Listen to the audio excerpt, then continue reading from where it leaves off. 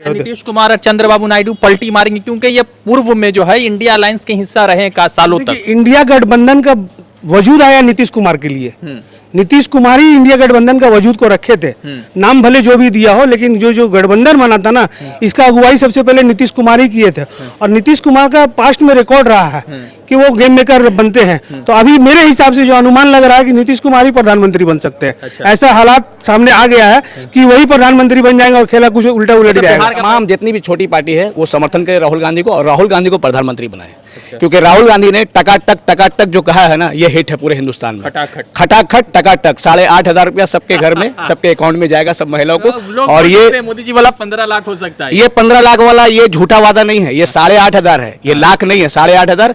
और लगभग 70 करोड़ लोगों को लखपति बनाने जा रहे हैं, वो लखपति बनाने जा रहे हैं। और उसमें सबसे बड़ा सहयोग हमारे पश्चिम बंगाल के सीएम ममता बनर्जी का है। हम सबको पूरा उम्मीद है। देखिए, इससे पहले एक प्रवक्ता ने आपसे कहा कि नीतीश जी इंडिया का बुनियाद रखे थे। इंडिया नाम पश्चिम बंगाल की नेत्री ममता बनर्जी ने नाम रखा।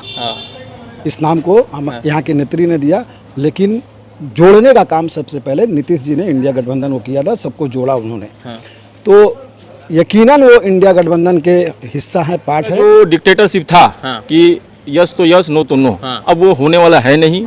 उनको अगर कुछ करना होगा तो सबसे समझना होगा। बैसाखी आ गई। हाँ, उनको अपने मर्जी से तो आप कुछ कर नहीं सकते हैं। यहाँ पे उनका जो ताकत था वो खत्म हो चुकी है। अच्छा, अखिलेश यादव, आप लोग उत्तर प्रदेश के अखिलेश के परफॉर्मेंस को क्या आप मान रहे हैं कि मुलायम सिंह यादव वाला रूप लेकर अखिलेश थे इस बार पूरा? अखिलेश ने तो मोदी को आईना दिखा दिया है कि आपका अयोध्या में समाजवादी पार्टी, जहाँ पे राम मंदिर बना है, जो जनवरी में उद्घाटन किया गया था, जिसके नाम पे मोदी जी को 400 वोट लेना था।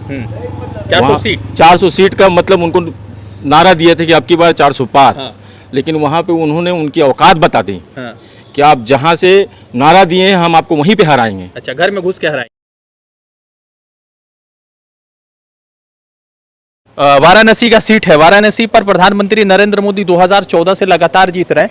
2019 में जब वो जीते थे तो 3.5 लाख से ज्यादा का मार्जिन था। इस मर्तबा जब वो जीत रहे हैं तो 1,25,000 के अराउंड का मार्जिन उनका, 1,50,000 के अराउंड का मार्जिन है।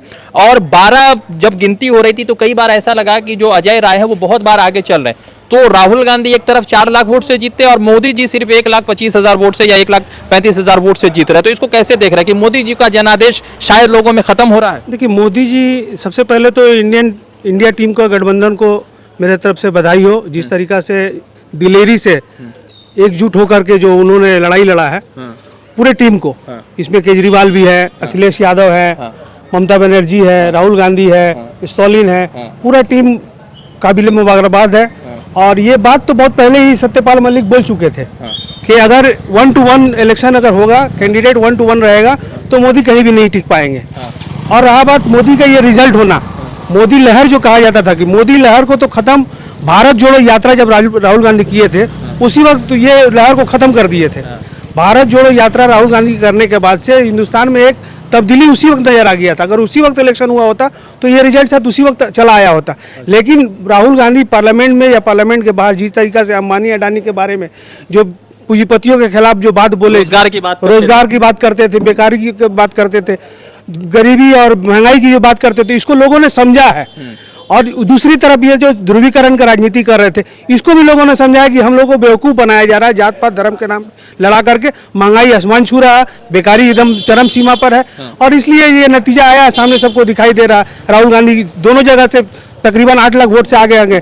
और अगर बनारसी में अच्छा कैंडिडेट, उससे अच्छा कैंडिडेट देकर मतलब और थोड़ा वगैरह लड़े होते तो मोदी जी हार जाते। एकदम तिरंगा वहाँ लड़ी होती तो श्योर उनका हार था वहाँ पे। अच्छा, या इसी कैंडिडेट के पीछे थोड़ा ये लोग और मेहनत किए होते।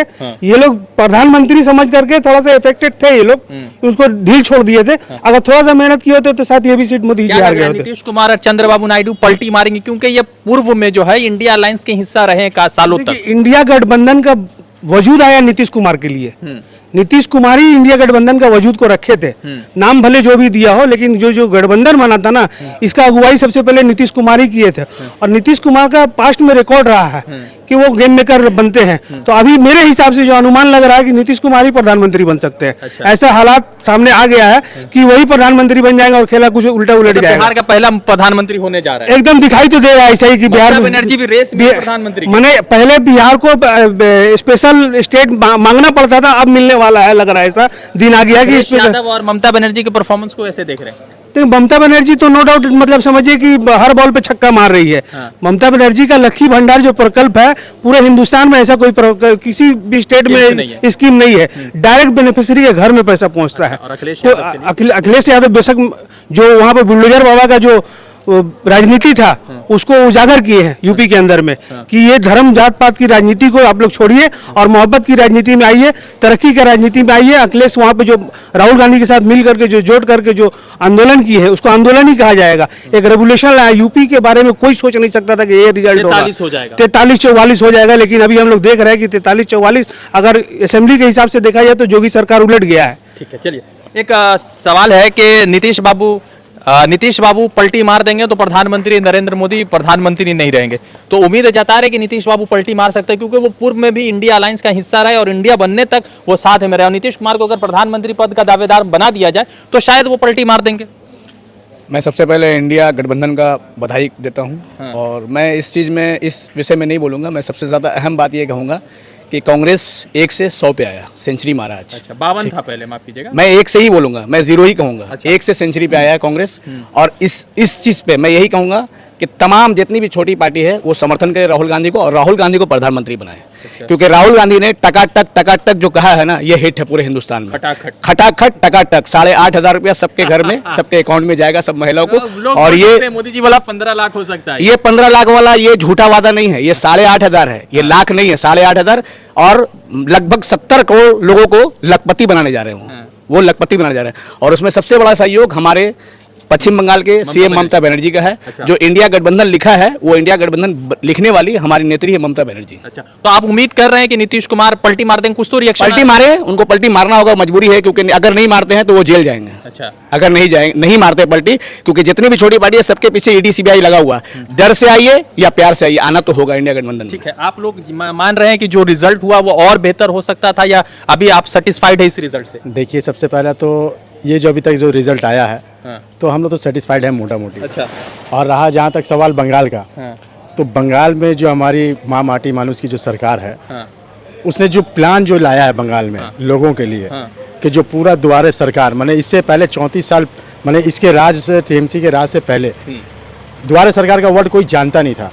जब ये हुकूमत आई है तो द्वारे सरकार आया। तो द्वारे सरकार का मतलब क्या, बहुत सारे लोग नहीं जानते थे। द्वारे सरकार का मतलब ये हुआ कि सरकार अपने पूरे सिस्टम के साथ जो उसकी सारी स्कीमें हैं वो लेके आपके दरवाजे के पास आ गई है। दरवाजे के पास आ गई और आपको जो स्कीम आपको सूटेबल लगता है वो स्कीम लीजिए। मतलब कि आप मान के चल रहे थे कि 31-32 आ रही है ममता बनर्जी? एकदम। हम लोग आपको मैंने प्रूफ भी दे सकते हैं। हम लोग 3 दिन पहले हम लोग यहाँ बैठ करके एक वीडियो बनाया था।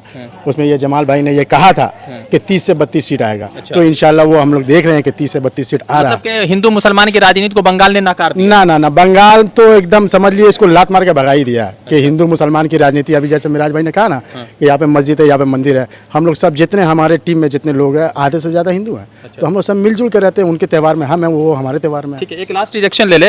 अयोध्या में भाजपा का हारना, गाजीपुर में अफजाल का जीतना और मोदी जी का वाराणसी में 3.5 लाख के मार्जिन को घटा करके 1,25,000 1,30,000 का मार्जिन हो जाना, राहुल गांधी का दोनों सीट पर 4-4 लाख से जीतना और पश्चिम बंगाल में 18 से घटकर 10 पे आ जाना भाजपा का। तो सबसे पहले कि अयोध्या में भाजपा का हारना कैसे देखते हैं? अयोध्या में हारना, मोदी जी जो 2014 में आए थे, गुजरात के नाम पे आए थे। हाँ। गुजरात के नाम पे 2014 में आ गए। हाँ। 2019 में बालाकोट के नाम पे आए थे। हाँ। उसके बाद पुलवामा के नाम पे। हाँ। 2024 में उनको जो काम करना था काम किए नहीं। हाँ। कुछ बताने के लिए था नहीं। अच्छा। सिर्फ राम मंदिर के सहारे चल रहे थे। हाँ। लेकिन हिंदुस्तान के अवाम ने हिंदू मुस्लिम मंदिर मस्जिद से ऊब गए हैं। उनको रोजगार चाहिए, महंगाई से त्रस्त हैं, एडुकेशन में चाहिए, संविधान खतरे में है। हिंदुस्तान का अवाम को ये नज़र आ रहा था, वो एकजुट होकर इंडिया सरकार के साथ खड़े हो गए।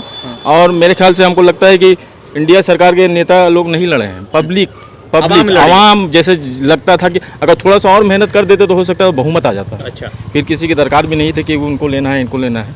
थोड़ा सा चुक गए हैं, लेकिन उम्मीद है कि शायद सरकार बन जाए। मतलब मगर भाजपा का तो वो मनोबल टूट गया ना, 400 पार, हाँ, 400 पार नो वो मोदी जी का जो डिक्टेटरशिप था हाँ। कि यस तो यस, नो तो नो, हाँ। अब वो होने वाला है नहीं। हाँ। उनको अगर कुछ करना होगा तो सबसे समझना होगा। वो बैसाखी आ गई। हाँ, उनको अपने मर्जी से तो अब कुछ कर नहीं सकते हैं। यहाँ पे उनका जो ताकत था वो खत्म हो चुकी है। अच्छा, अखिलेश यादव, आप लोग उत्तर प्रदेश के, अखिलेश के परफॉर्मेंस को क्या आप मान रहे हैं कि मुलायम सिंह यादव वाला रूप लेकर अखिलेश थे इस बार पूरा? अखिलेश ने तो मोदी को आईना दिखा दिया है कि आपका अयोध्या में समाजवादी पार्टी जहाँ पे राम मंदिर बना है, जो जनवरी में उद्घाटन किया गया था, जिसके नाम पे मोदी जी को 400 वोट लेना था, 400 सीट का मतलब उनको नारा दिए थे कि अब की बार 400 पार।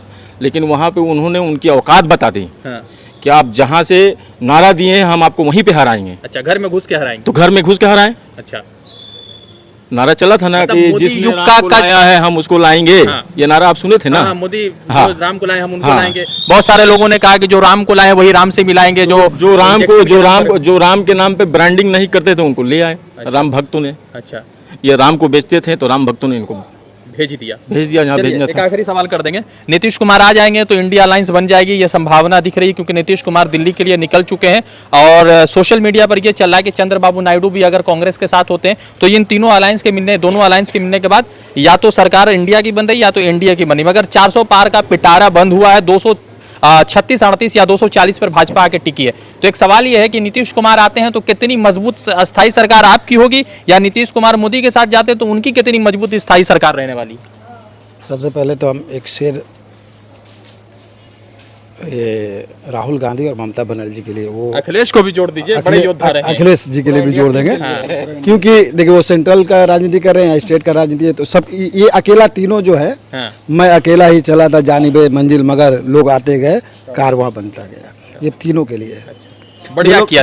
ये लोग तीनों ही अकेला चले हैं और लोग इनसे जुड़ते गए और एक कारवां बन गया। ममता बनर्जी का 31 सीट, ममता बनर्जी का 31 सीट है, अखिलेश का वहाँ आपको करीब 36 सीट हो जा रहा है, 43 कांग्रेस से मिला के। और जो ये सवाल आप किए कि नीतीश जी का, तो हम सबको पूरा उम्मीद है। देखिए, इससे पहले एक प्रवक्ता ने आपसे कहा कि नीतीश जी इंडिया का बुनियाद रखे थे। इंडिया नाम पश्चिम बंगाल की नेत्री ममता बनर्जी ने नाम रखा, इस नाम को हम यहाँ की नेत्री ने दिया, लेकिन जोड़ने का काम सबसे पहले नीतीश जी ने इंडिया गठबंधन को किया था, सबको जोड़ा उन्होंने।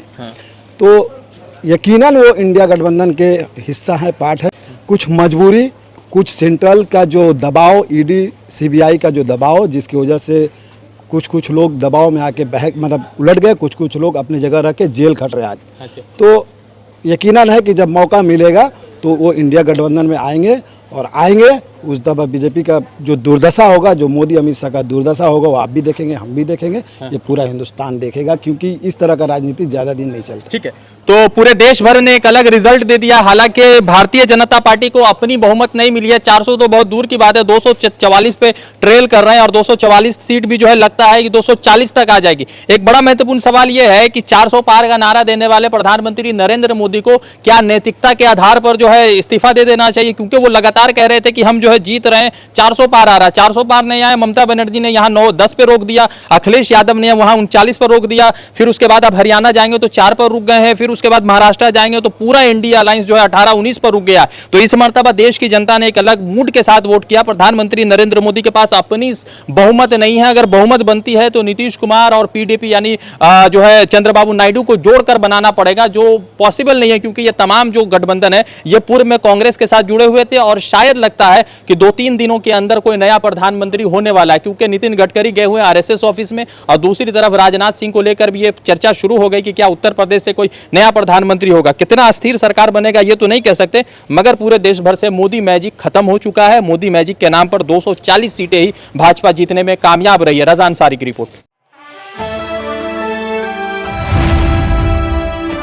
द इंडियन खबर, सच आपके सामने।